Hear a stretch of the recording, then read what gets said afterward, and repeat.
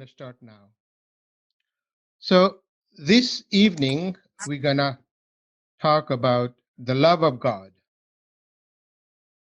And love of God is the second way to obtain merciful gifts and powers. So the last one was the knowledge of God. And so love is another foundation of human being, of, in fact, not human being, of the whole creation, just like we looked at knowledge as being is found everywhere, and it's a very, very vast subject.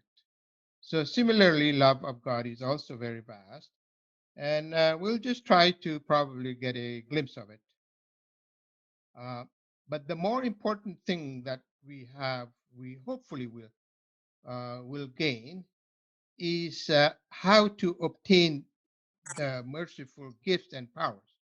That's the main purpose. Of course, we're going to find out more about love. Probably in many cases you're already familiar with. And then we'll go through several exercises that will give it a chance to explore that. Okay. So love, as again as knowledge, is we receive it the time we were born.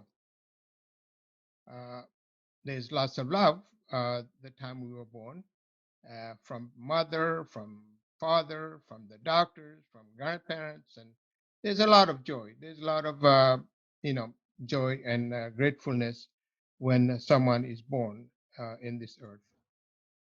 And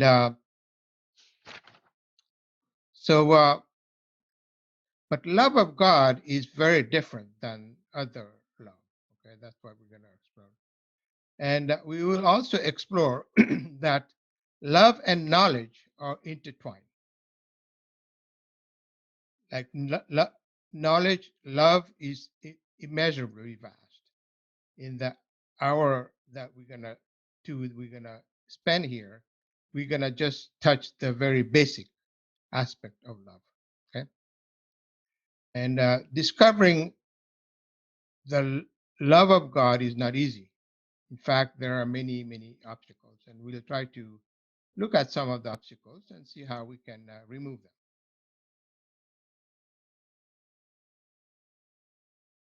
So here on this presentation, we have several pictures.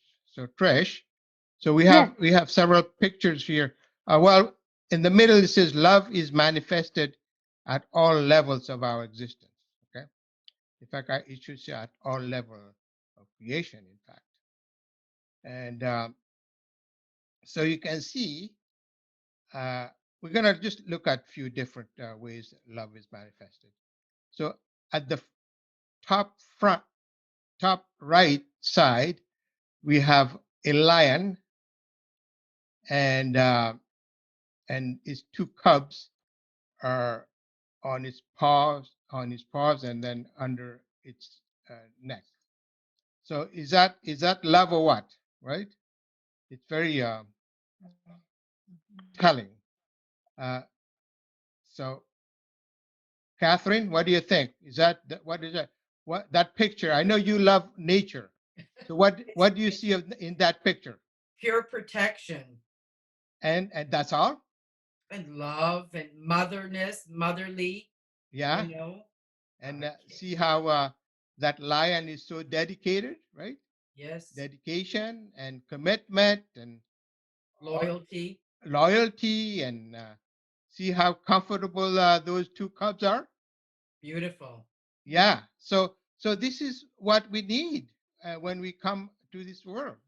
We need the comfort. We need the assurance. We need love. And without those things, it is impossible. Almost, well, it's very difficult. Let's put it that way. It's not impossible, but it's very, very difficult to manage through this life here.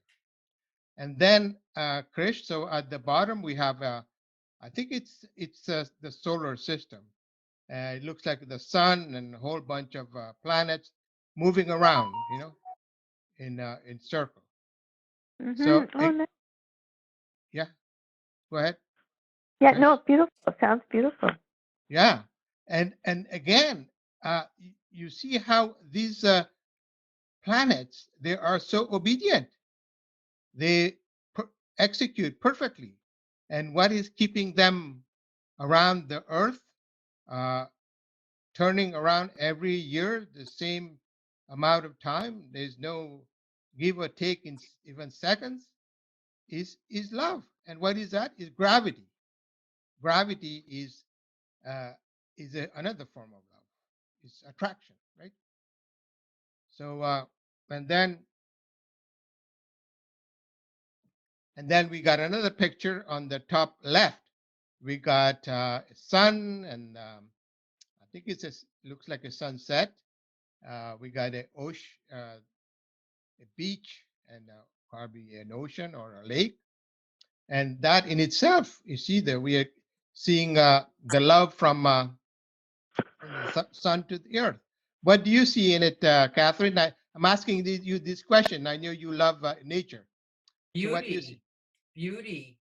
Beauty, yeah, Well, beauty, the radiance of a sunset sort of it impacts your soul. yeah. Okay.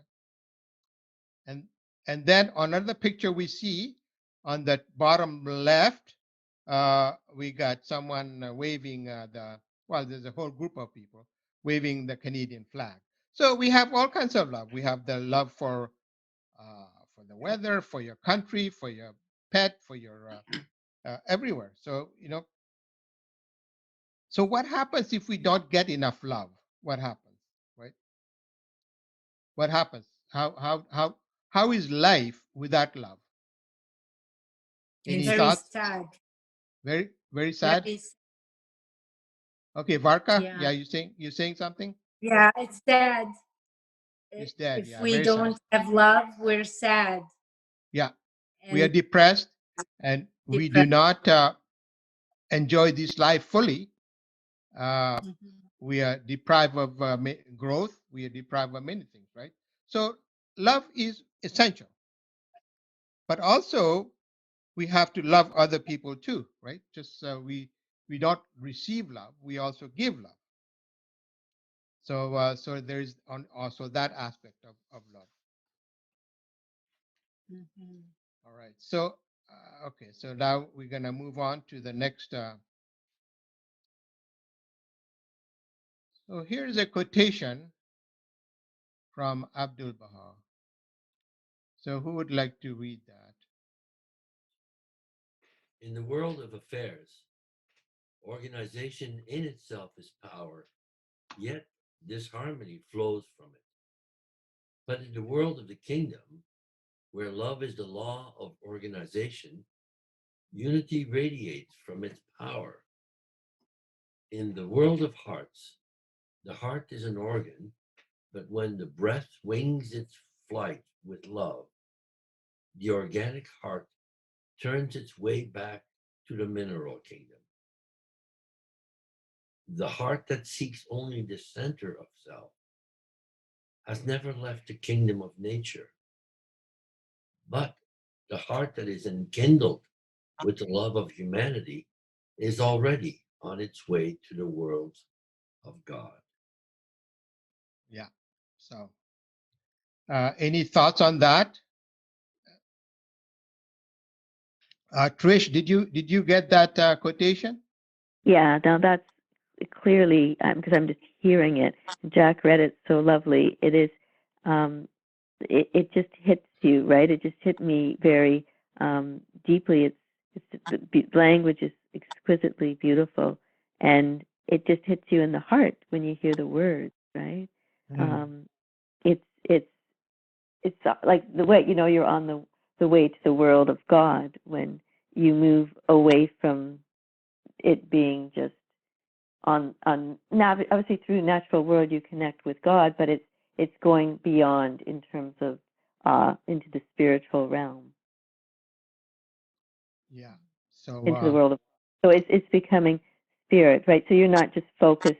What was that one line? There was a line. It's hard when I can't read the words here in front of me. So it was the one line about you when you just focused on the center and of Okay, self. the heart that seeks only the center of self Yeah, has never left the kingdom of nature. right, right. And then the next line afterwards is, But the heart that is enkindled with the yeah, love of humanity yeah, is already on its way to the yeah. worlds of God, right? Right. So the part of that is the enkindlement, right? It has Yeah, to be ignited. The heart has to be ignited in yeah, terms of connection with God. yeah. But also, I see many other things in it. You know, it talks about organization, right? Yeah. Organization, like organization. We have many kinds of organizations in this world too, right? And we can see if there's no love and unity in that organization, it just falls apart. There's no power coming out of it. Do Yeah, you that's see it? right. Yeah, yeah, yeah. Yeah, it's like people who do their work with love, then it's no longer just work as a drudgery, it's work as service, as beauty, as connection. So if Yeah, everything that's anchored or revolving around love is transformed. yeah. So he Abdu'l-Bahá is talking about in the world of affairs, in the everything that we do, Yeah. that organization in itself is power. So if we have solid organization, right, it becomes very, very powerful. It For our assembly, for example, right, if we have love and unity, we can achieve great things, don't we? Okay, sorry, I think my hardware is acting up here. Um, when I read this passage, Abdu'l-Bahá is spelled wrong, by the way. But when I read this passage, I'm struck by the Abdu'l-Bahá's use of the word nature. There really are two conceptions of nature that we have. The conception that exists in most people's mind that nature is somehow below us. And in a sense, that's how Abdu'l-Bahá is using the word here. But Abdu'l-Bahá speaks of another kind of nature as well. And if you go back to that previous slide that you showed, for example, the picture of the solar system, Yeah, you know that there's no such thing as gravity, actually. Um, uh, what in modern scientific description, the reason that the planets revolve around the sun has got nothing to do with what we normally think of as gravity. That is the profane the sense of nature. It's that space is distorted by the sun. The planets have no choice but to revolve around the sun. It's not like the sun is attracting the planets. It's the fact that the planets are have no choice but to fall toward the sun. Um, and you hinted at this, Mitra, when you were talking about the law of attraction, that where Abdu'l-Bahá says that what attracts things to each other, even molecules, even the atoms in molecules, is essentially love, right? I think you were hinting at that expression of Abdu'l-Bahá's. Um, sorry, I don't know if that makes sense. yeah. So yeah, again, just to uh, uh, follow up on John's thought, yeah, everything is held together by, uh, well, for example, the power of adhesion, right? We find it in minerals. That's love. And the power that our whole body is together, right? We have, our heart and all the different molecules are working together to keep our body going. That's again part of our the power of love. We the power of it's all together. It's all united. But what happens to the body when that power is gone? It dies. Here it talks about it, right? It just disintegrates and goes away, goes into earth, into the turns back here. It says the organic heart turns into is back way back to the mineral kingdom. So unity and love brings organization in many things. Like our body is a form of organization. The solar system is a form of organization. And he says, but in the world of the kingdom, where love is the law of organization, unity radiates from its power. So in this, I think, is talking about the kingdom in the next world, I guess. Can I add something else to this? What you're saying, Mitra? Sure. I've been rereading the Econ recently, and among many other things that Baha'u'llah refers to in the Book of Certitude is the betrayal of humanity by its leaders, especially its religious leaders, but leaders in general. And so when Abdu'l-Bahá here talks about this harmony flowing from an organization that's based on power, that's been the general state of human organization historically. That organization is based on power. It's not based on love. It's not based on natural attraction. And it's something that Baha'u'llah condemns, and that he expects Baha'is to replace. He makes that very clear in the account. Yeah. And I think somebody mentioned the word enkindle. It's a very interesting word, that word enkindle. When we speak of it metaphorically, as we are here, the love of humanity, what does it mean to become enkindled? What is the emotion that we feel when we feel enkindlement? I suggest that it's joy, that when we're enkindled with love, we're overcome with joy. And etymologically, the word love is related to the word joy, actually. Love and joy have a very similar linguistic roots. Again, okay, yeah. Thanks. Okay, so we're going to continue here. All right.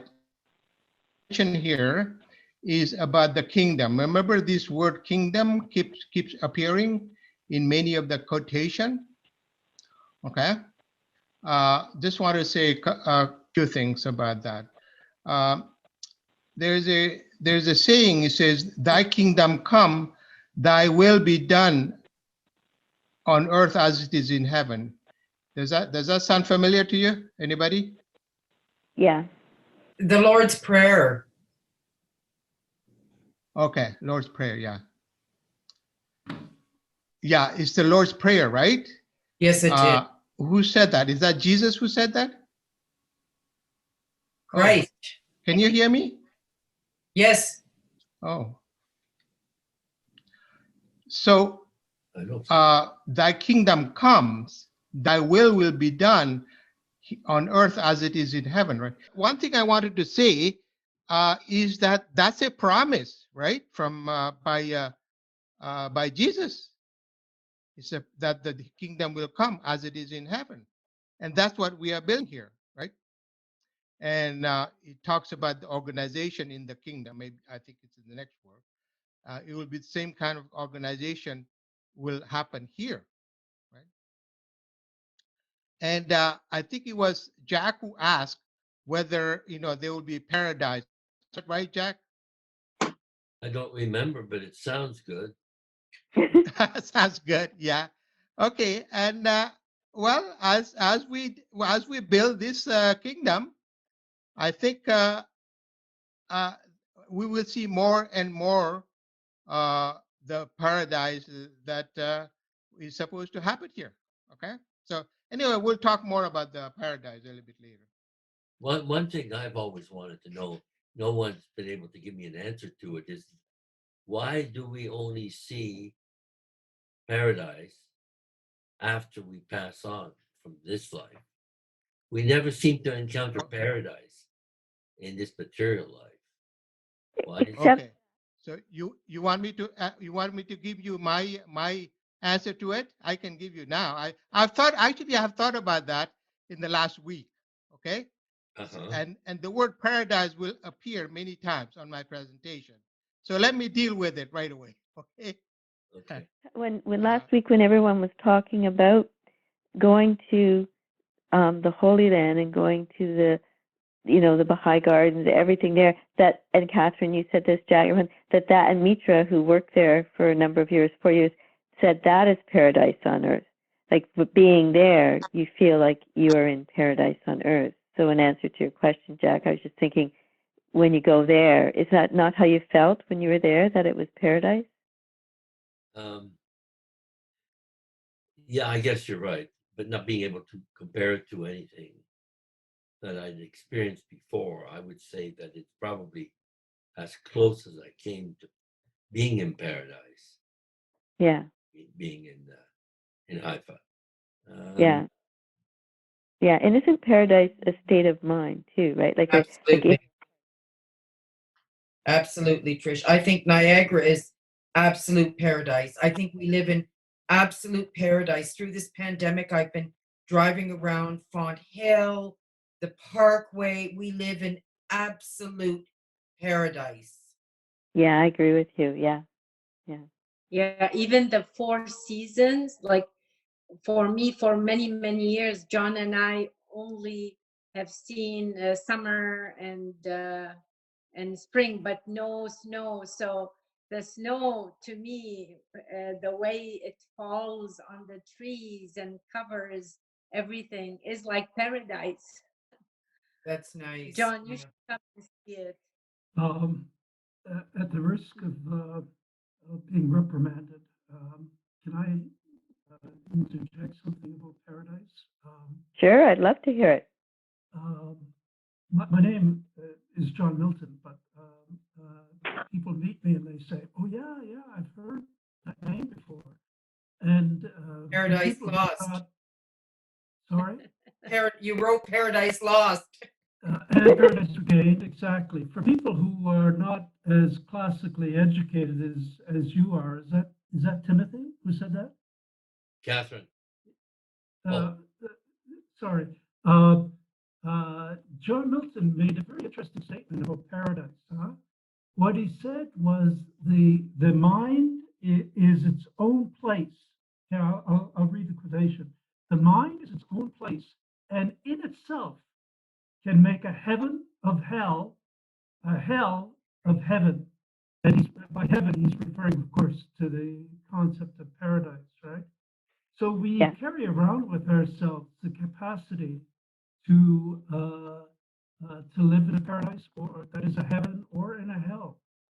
We constantly make those choices ourselves, right? We have the choice. We have the capacity to live in a paradise. Whether you're talking about a physical paradise like the Niagara region, or well, for those of you who haven't been to Mexico, Mexico is up there. But anyway, yeah, we can create our own paradise, can't we?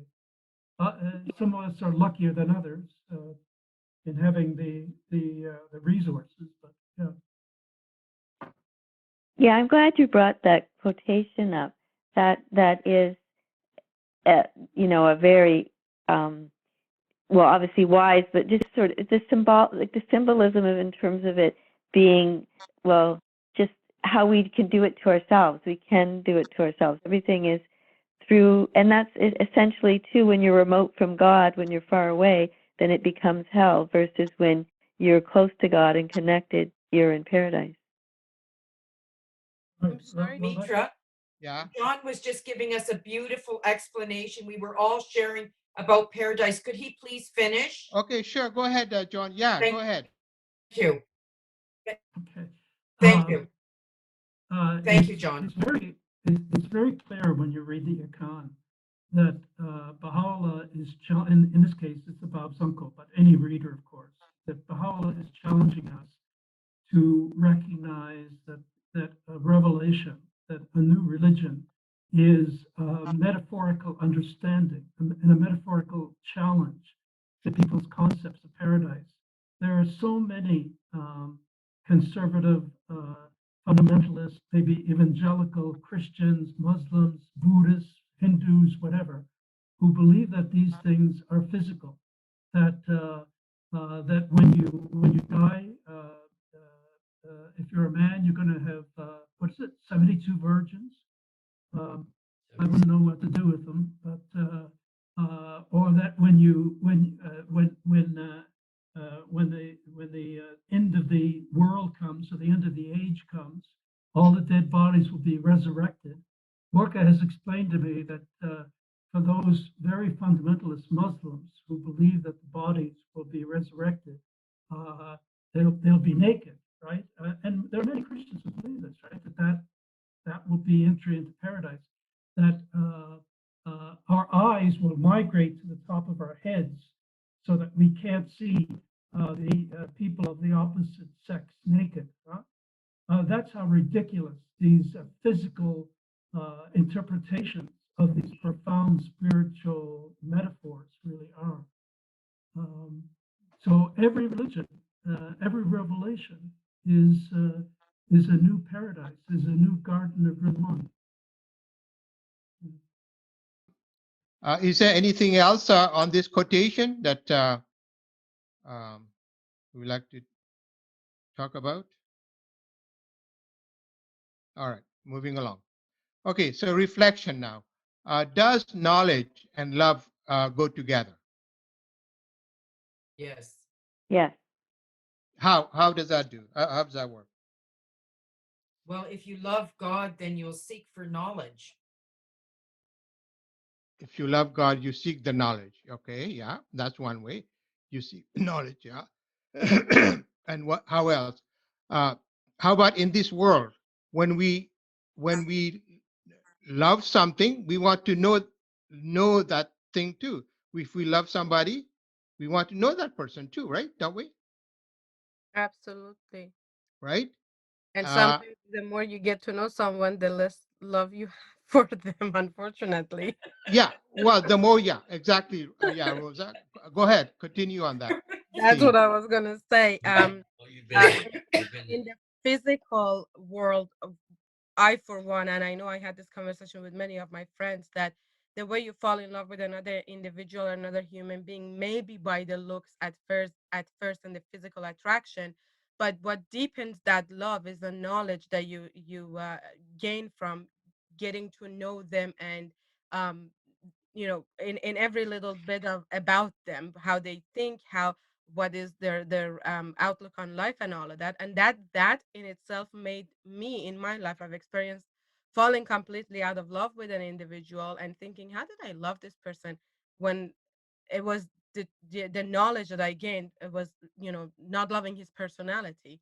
um so, and with my husband right now, the more I get to know him, the deeper I get to know him, the deeper my love gets for him. Yeah. And you find out more about that person too, right? And you find Hmm. the character, and if you find whatever you find you like, you love, you want to be associated with that person. So love and Ab- knowledge go together, correct? yes. Yes. Yes. Yes. I And mean, yes, oh, go sorry. ahead. Yes, Trish. Yeah, you're going to say something. You have the line here, knowledge cannot be acquired without love for the object of understanding. Love for Yes. the object of understanding. Yeah. So it's like love has to be in there to acquire knowledge.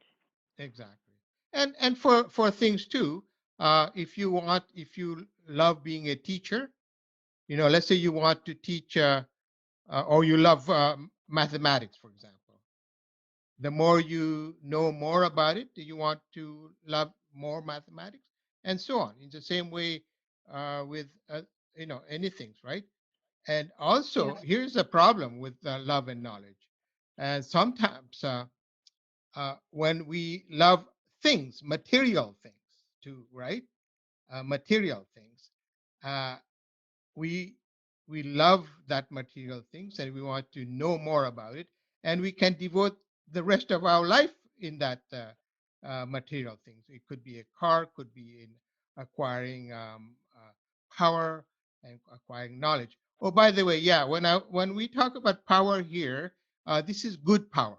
This is not the power that the politicians want. That kind of a power is this is divine power, and so the kind I know. One time I told a friend of mine that I'm giving this talk on 7 ways to obtain divine gifts and powers. And it says power. No, no, no, no, no, right? Power. Has a very bad connotations out there. But this is a different kind of a power. This is all good. This is the power that comes from God. And power definitely can cause harm. That's that's that's uh, that's very obvious. We know that, right? So, but here's the thing: when it comes to God, the more we know God, the more we want to love God, don't we? Does it not Yeah. go that way too? Mitra, Huh? if I can, Yeah. Mitra. Yes, Yeah. go ahead. So if I can be the devil's advocate for a moment. Sure. So God is the unknowable essence, Yes. we're told. So we cannot really know him. So as I'm saying, being a devil's advocate. So how can we love God when we're told he's unknowable? We cannot know him. Okay. Here's the thing about I've heard when I give my talk, many have said that God is unknowable. That okay, according to my understanding, that's not true. God is very knowable, because Baha'u'llah wrote about God. 100 books he wrote about God. Of course, he's knowable. And in fact, the purpose of creation, why you are now, everybody's created, he said, I bear witness that thou hast created me to know thee and worship thee. Why would he say, now, okay, so there's that. And how do we know God?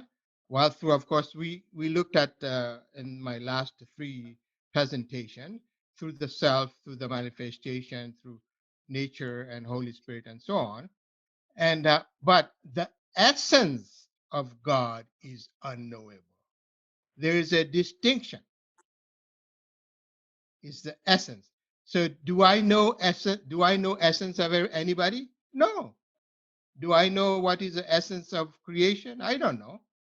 And the essence is unknowable. But God is very knowable, because in fact he's not only knowable. Yeah, go ahead. You have a question, Varka? No, I just I didn't think that the essence of something is different than the thing itself, Yes. or like For example, God. Then yeah, your essence I will never know, right? And even not even a human being will know your essence.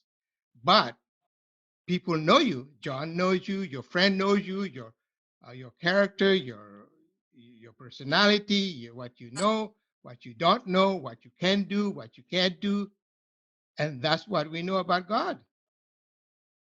Not only that, God is not only we are supposed to know God, but we are supposed to have a personal relationship with God. We have to be in the presence of God, right? So anyway, so that's my thought on that. Okay. All right. So John moving has on. Yeah, go ahead. John has something. John, your answer. And Yeah, John, you want to say something? Sure. No, I'll try to keep it brief. As far as knowing my wife, as far as knowing Morga, she's a complete mystery to me. Okay, number one, and when we're talking about knowledge here, are we and love? Are we referring to the love of God or the love for mankind? Because the previous slide was talking about the love for humanity, the love for our fellow human being. And Abdu'l-Bahá many times makes it clear that if we love and serve mankind, we are in effect loving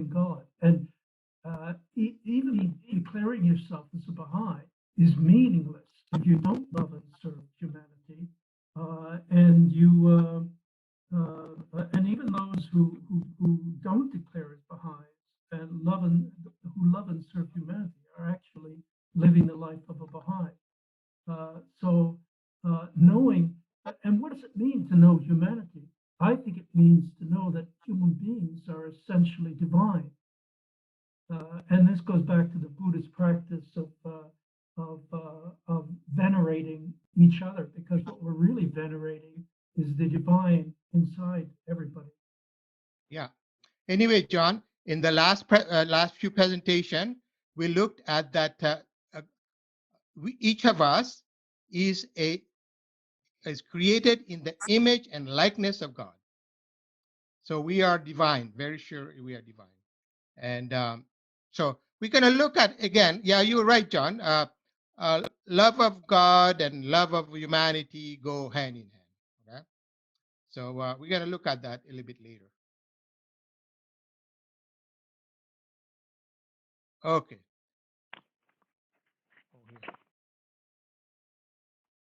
Okay, here. So here are some of the, we're going to go through some of the quotations, right, from other holy book about love. Okay? So who is going to read that one? He that loveth not knoweth not God, for God is love. Okay, King James Bible, yeah. 1 John. Yeah. So again, so we gotta these two to go together, right? As it is here, and here it also says God is love, right? So, and here is something from the Quran, the Hadith, right? And Tim, do you mind reading that, please? I don't know how to pronounce that word, but according to Hadith, yeah. God says, I was a hidden treasure. I love to be known. Hence, I created the world so that I would be known. Yes. Again, God wants to be known, right? Again, we don't know the essence of God, but we know many things about God, and all the scriptures have talked about God. Thousands of books have been written about God. All the manifestations, when they come, that's all they talk about, right? Hence, I created the world so that I would be known. Again, this quotation is very similar to many other quotations in the Baha'i writings, right? Okay, so moving along. Oh, here is something from Hinduism. Who would like to read that one? Okay. In general, Hinduism considers God not just as the supreme, all-powerful, gigantic one who commands the humanity to tread the way he, she, it says, but also a personal God, but also a personal God whom the individual can worship out of love and not necessarily out of fear. Yes. So this is again, in fact, the second part is very compatible with the Baha'i teachings too. That we want to have a very personal relationship with God, and in fact, Baha'u'llah tells that in many different ways. We have to commune with God. We have to be in the presence of God. We have to. He says we have to be a friend to God. We have to talk to Him. So it is a very personal relationship. I have a. And me, Yeah, go ahead. Yes, somebody wants to say something. Yeah. Jack? Can you go back to?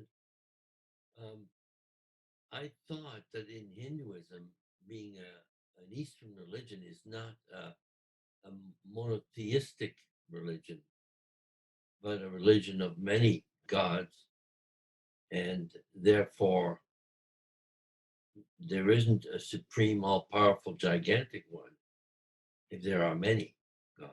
Yeah. Now, this may be confusing Yeah. and may not have anything to do with this what we're talking about tonight, but that's what I heard a few weeks ago. I Yeah. think Catherine was in the same course. It was a Ruhi course where we talked about Hinduism, and what was the other one? Buddhism, right? And those religions are different from the Western religions, Right. which are Okay, so theistic. go ahead, Trish.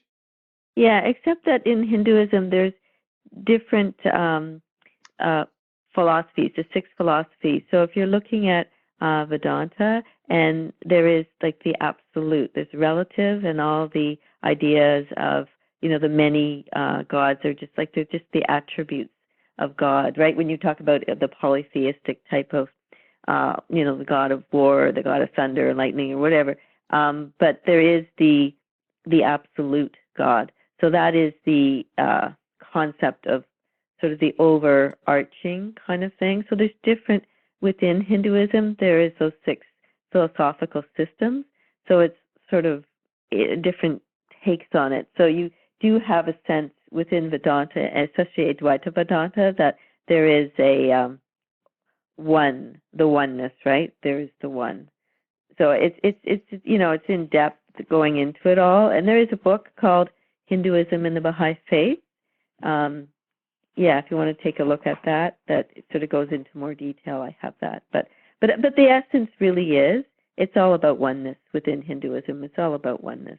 That's why it does jive with Baha'i faith. So you might see that they are worshiping different gods. The way I see it is that they are worshiping different attributes of God. So it could be wealth, it could be generosity, it could be all these different attributes. So that's the way I see it. Anyway, we'll move along. Okay, so we're gonna reflect here on make a list of gifts and powers that comes from God. Any thoughts? What can we? Children. Children? That's a gift or powers? Gift. And powers. You can derive powers from it. As I have said before, that before I had children, I thought I was very good at patience, right? Mhm. And then after I got the children, I realized that my patience was very, very little, and then I had to grow more patience. What else? Okay, let's say patience. And what did you say, Catherine? What was that you said? Children. Yeah, children. Yeah. So it's a gift. Yeah, children. So what else? When it comes to children, raising children, what else do you have? You need Patience. patience. Yeah. Okay. What else? Kindness. What's that again? Kindness. Love. Patience. Love. Yeah. Patience. And what else? Discipline. Discipline. Yeah. Rosa And said kindness. What's that? She said kindness. Kindness. Yeah. Yes. Yeah. And Compassion. how about is the parents? Okay, let's go with parents, for example. Uh, are parents educators? The mother's Yeah. first educator of a child. Yeah, and fathers too. I mean, we don't want to leave the fathers out of this equation. No, Because, but Baha'u'llah says that. No, I know, but what I'm saying is that fathers are also responsible for education, right? Yes, they are. Mothers are, yeah, definitely is the first one, but you can't say, okay, here is mother, you take care of it because Baha'u'llah said so. No, right now we don't say that, right? No. No. Fathers are in fact, fathers are very important. Oh, here, sorry, I moved it here. Fathers are very, very important. In fact, you will see many broken family where the father is missing in action. You know that, right?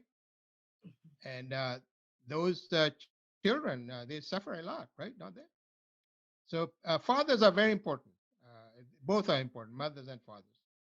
Okay, what else? So what kind of gifts can we get from love? John, do you have any idea? Well, if I'm being asked, my answer would be gratitude. That's the most important. Okay, sorry, I didn't hear that. For me, the most important outcome of love is gratitude. Gratitude? From Gratitude. gratitude, yeah. Okay, gratitude. Only one? That's all you have? Mm. Well, You as can I have some said, more. I think it's the most important outcome of love, and Yeah. it's incredibly important psychologically that we live in gratitude. Yeah, good. How about service from the love of God?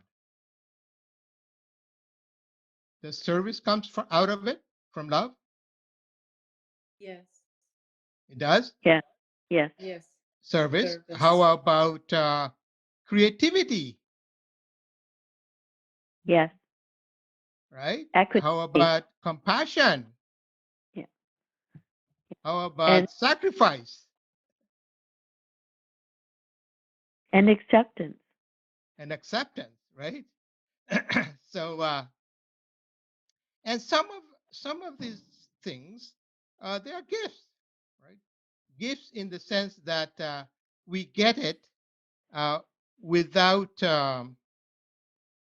working hard for it, like the gift we get on birthdays, right? The gifts we get for anniversaries, we don't ask for it, but we get it and we accept it. And so many gifts come to us, although we may not like, we didn't ask it. We are born and we say, oh, you see, this guy is a genius. He's so creative, or he's a great musician, or he has a love for, he's a compassionate and he's a philanthropic, right? So these are all, some of them are gifts, and some of them we have to work on. Mitra, Yeah, can I say something, please? yes. I'm deeply touched by what John said, because I feel the same way. I think that's the key to happiness. Without gratitude, we cannot have love. Sure. That is a fact. Yeah. It all stems from gratitude. Gratitude is an amazing thing. And actually, through this very trying times in life, I'm incredibly grateful for all the blessings in my life. So it's incumbent upon my shoulders to give back, because there are people that will not be able to eat, but everything stems from gratitude. It's an excellent point. Sure. No, that's a great point. Thank you. Thank you for saying that. And thank you, John. Okay. What else? Is there anything else that we can add to the list that we have so far? Did we say joy? Because kids, it's such joy being around children. Is joy, yeah, happiness, right? Happiness. And you learn the of forgiveness too, right? That's the gift of forgiveness. Forgiveness, yeah. And what else do we learn from raising children?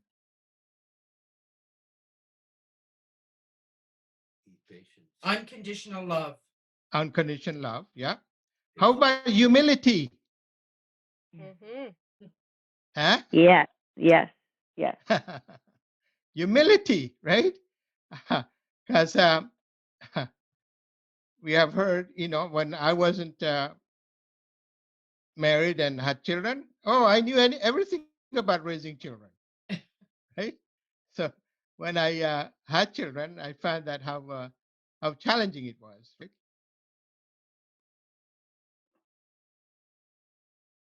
Okay, moving along.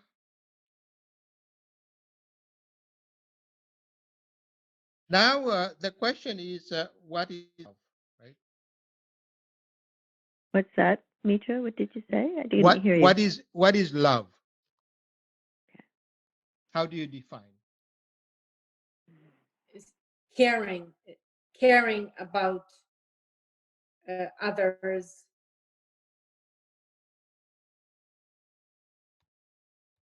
Yeah, caring about other people. Yeah. What else? Sharing.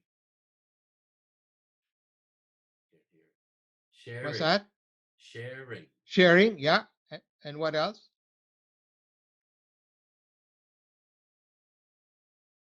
Serving. Serving. Yeah. Any thoughts, John? Well, the word that comes to my mind is sacrifice. Sacrifice. Sacrifice in its original meaning. Sacrifice comes from the Latin meaning to make sacred.